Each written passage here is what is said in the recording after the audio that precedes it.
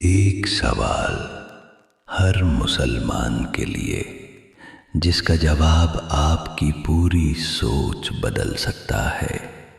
اللہ نے اپنی آخری کتاب میں سب سے پہلا حکم کیا دیا؟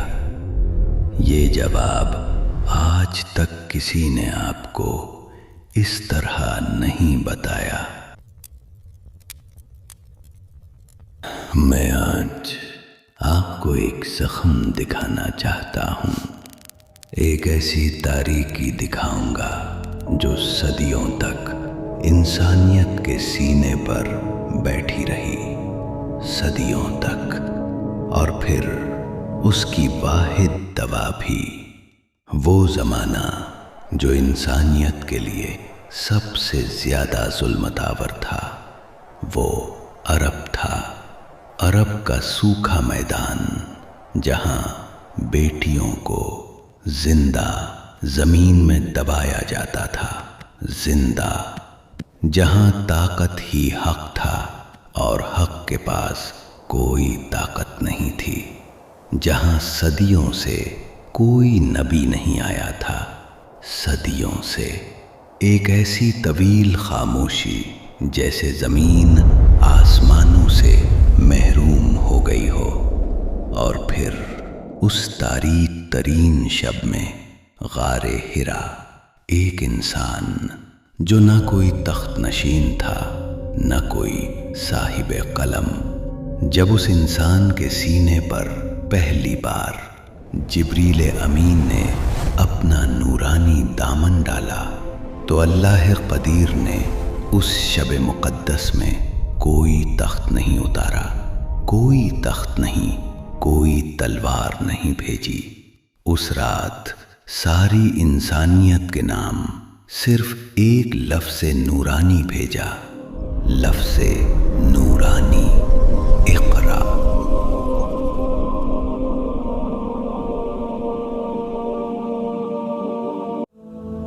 پڑھ اپنے رب کے نام سے جس نے پیدا کیا۔ سورہ العلق، پہلی آیت۔ آج صبح میں نے ایک بات سوچی، اگر اللہ چاہتا تو پہلا حکم سجدہ کرو ہو سکتا تھا، یا نماز پڑھو ہو سکتا تھا، یا مجھے مانو ہو سکتا تھا، مگر اس رات، اس تاریک ترین رات میں پہلا حکم تھا، پڑھ۔ بابا، اس کا مطلب کیا ہے؟ پڑھ کے کیا ملتا ہے؟ نماز سے تو جنت ملتی ہے، قرآن سے ملتی ہے سیدھا، پڑھنے سے؟ حمزہ، تم اندھیرے کمرے میں کبھی گئے ہو؟ ہاں۔ کیا اس وقت تم نے دیوار سے ٹکر ماری؟ ہاں، ناک پہ۔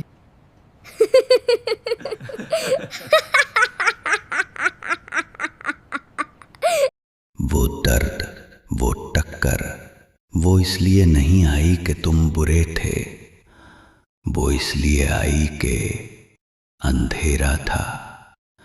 بیٹا، علم وہ چراغ ہے جو اندھیرے میں بھی راہ دکھاتا ہے، بغیر علم کے عبادت بھی ویسی ہے۔ تم سجدہ کر رہے ہو مگر جانتے نہیں کس چیز کا، وہ عبادت نہیں، وہ عادت ہے۔ بابا، جو علم ہم اسکول میں سیکھتے ہیں، سائنس، میتھس، وہ بھی اسی میں آتا ہے۔ بیٹا، جب تم پانی کا فارمولا پڑھتی ہو H2O، تم سوچ سکتی ہو اللہ نے پانی میں ہائیڈروجن اور آکسیجن ایسے کیوں ملا دیے؟ ایسے ملانے سے ہی زندگی بنتی ہے۔ یہ سوچنا، یہ علم ہے، یہ عبادت ہے، جو بھی علم تمہیں خالق کی پہچان کروائے۔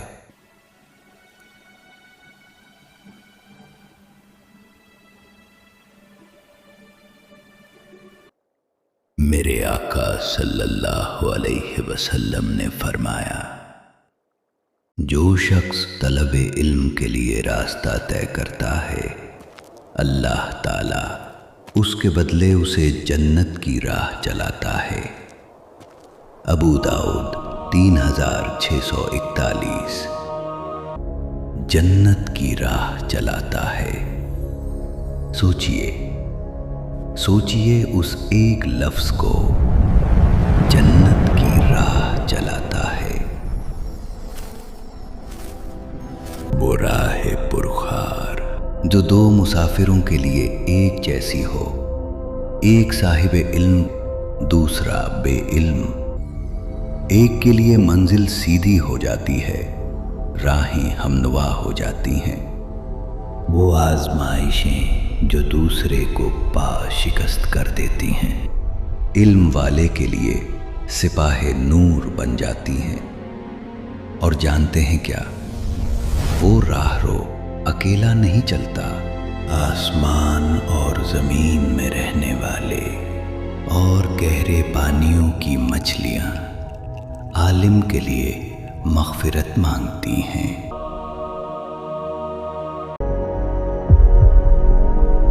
زید، تم کیا سوچتے ہو؟ انبیاء کرام اس زمین پر کیا وراثت چھوڑ کر گئے؟ اچھے کام، مسجدیں۔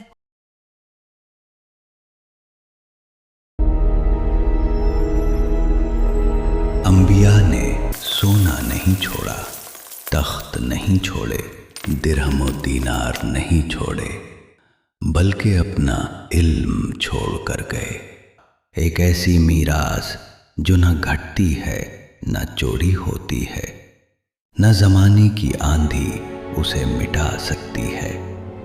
علماء انبیاء کے وارث ہیں، العلماء ورثۃ الانبیاء۔ تو جس نے علم حاصل کیا اس نے ایک وافر حصہ لیا۔ ابو داؤد 3641۔ تو کیا صرف کتابیں پڑھنا کافی ہے؟ ایگزامز میں مارکس لانا وہ بھی علم ہے؟ نہیں۔ ایک مثال دیتا ہوں۔ حمزہ ایک عالم کے بارے میں سنا تھا، بہت بڑے صاحب علم، ہزاروں احادیث زبان پر، لیکن اس کے گھر میں اس کی اہلیہ فاقے میں تھی، اس کے پڑوسی تندرست تھے، اور اپنے شاگردوں سے وہ تکبر سے پیش آتا تھا۔ کیا وہ علم تھا؟ نہیں بیٹا، وہ بوجھے گراں تھا، یعنی ایک ایسا بھاری بوجھ جو اس نے اٹھا رکھا تھا، مگر نہ خود کام آیا نہ دوسروں کے، صرف کتابوں میں تھا، زندگی میں نہیں۔ علم وہ ہے جو تیری آنکھوں کو رب کی نشانیوں میں بصیرت عطا کرے۔ دیکھو، جب تم پانی پیتے ہو تم سوچتے ہو یہ پانی کہاں سے آیا؟ اللہ نے بنایا۔ جب تم آسمان دیکھتے ہو تم سوچتے ہو اتنا بڑا آسمان کس نے بنایا؟ اللہ نے بنایا۔ یہ سوچنا، یہ بصیرت ہے، یہ علم ہے۔ جو تیرے ہاتھ کو مظلوموں کی طرف بڑھائے، جو تیری زبان کو حق کے لیے اور باطل کے خلاف کشادہ کرے، جو تیری روح کو اس ذات سے قریب کرے جس نے پیدا کیا۔ اللہ اکبر، اللہ اکبر۔ اس لیے ہمیشہ یہ مانگنا، رب زدنی علما، اے میرے رب میرے علم میں اضافہ فرما۔ سورہ طٰہٰ 114۔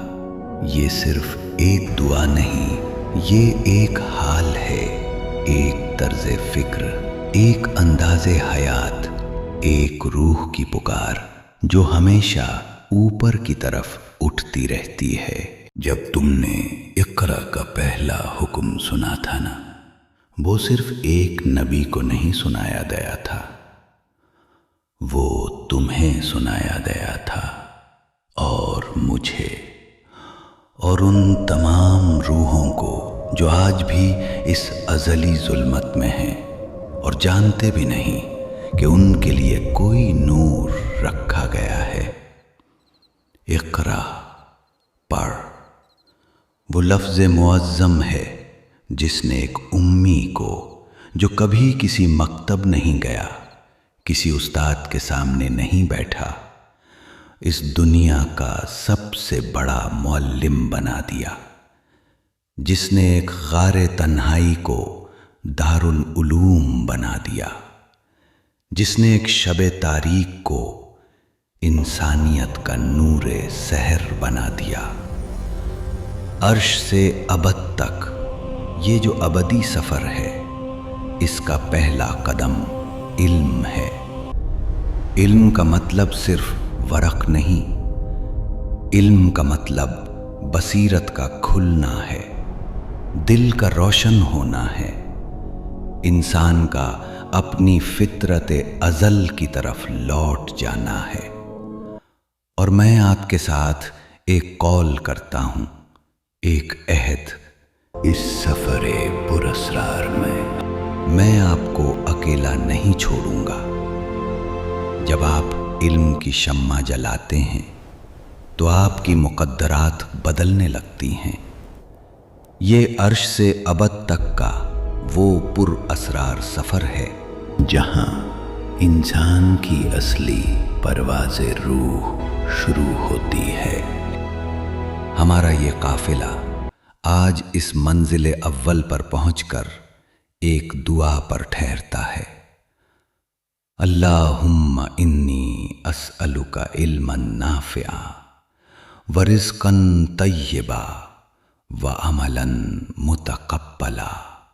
اے اللہ، میں تجھ سے نفع دینے والا علم، پاکیزہ رزق اور قبول ہونے والا عمل مانگتا ہوں۔ سنن ابن ماجہ 925۔ اس عظیم و شان داستان کا حصہ بننے کے لیے ساتھ چلتے رہیے، کیونکہ یہ پرواز ابھی شروع ہوئی ہے۔ رب زدنی علما۔ اللہ حافظ۔